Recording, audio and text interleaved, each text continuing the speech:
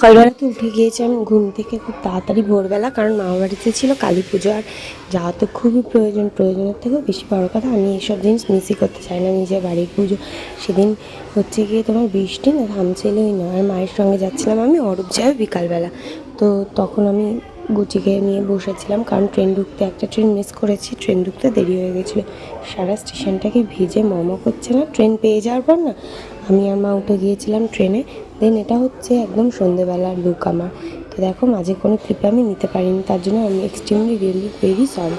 তো দেখো আমাকে কেমন লাগছে কমেন্টে জানিয়ে।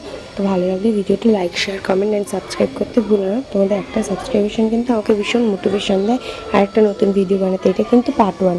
তো নেক্সট টাইম কী করলাম, মানে পরে কী করলাম সেটা জানার জন্য কিন্তু পার্ট 2 অবশ্যই দেখো।